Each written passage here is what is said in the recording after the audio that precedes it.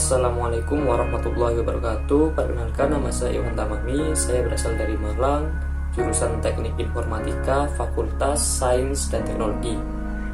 Di video kali ini saya akan membahas tentang tema yakni studi kasus integrasi ilmu eksakta dalam perspektif Islam. Tapi sebelum itu, apa sih yang dinamakan integrasi?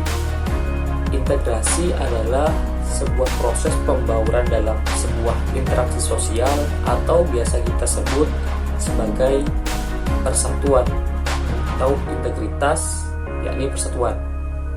Sedangkan ilmu eksakta sendiri adalah ilmu pasti, maka ia pasti identik dengan ilmu alam atau identik dengan sains. Karena dalam tema kita disebutkan dalam perspektif Islam, maka yang akan kita bahas adalah sains dalam perspektif Islam. Kita tahu bahwa seorang ilmuwan bernama Charles Darwin adalah seorang naturalis yang mengemukakan teori evolusi. Dalam bukunya yang berjudul On the Origin of Species yang diterbitkan pada tahun 1859, teori tersebut sangat menggemparkan karena pada saat itu manusia sama sekali tidak mengenal yang namanya evolusi. Darwin membicarakan tentang evolusi dan dia menulis pada bukunya bahwa dia berlayar dengan kapal bernama HMS Beagle dan dia pergi ke pulau yang bernama Calotropis, dan di sana dia menemukan banyak sekali burung-burung sedang mematuk-matuk sebuah pohon atau kayu.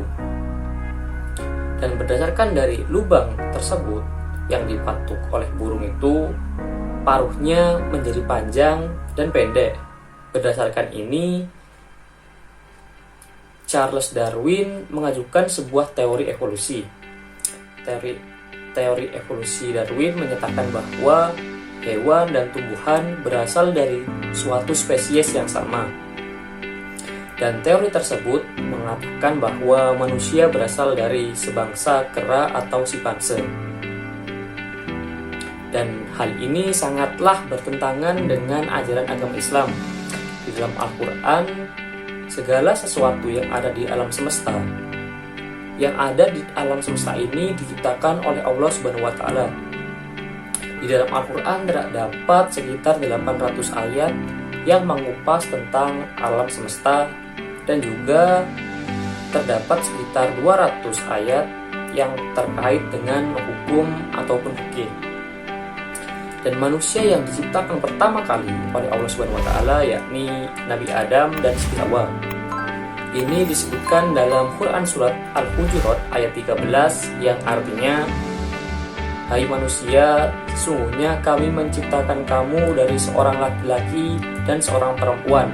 Dalam hal ini yakni Nabi Adam dan Siti Hawa, "dan menjadikan kamu berbangsa-bangsa dan bersuku-suku supaya kamu saling kenal mengenal.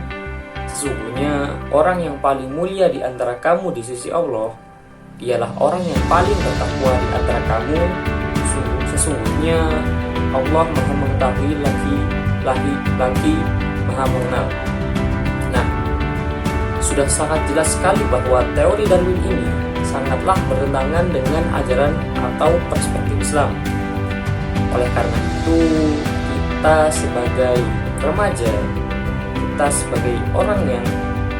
sebagai pelajar harus selalu membentengi kita dengan keimanan serta ketakwaan yang kuat atau tebal agar kita tidak salah atau tersesat dalam menuntut ilmu. Itu saja yang bisa saya sampaikan. Assalamualaikum warahmatullahi wabarakatuh.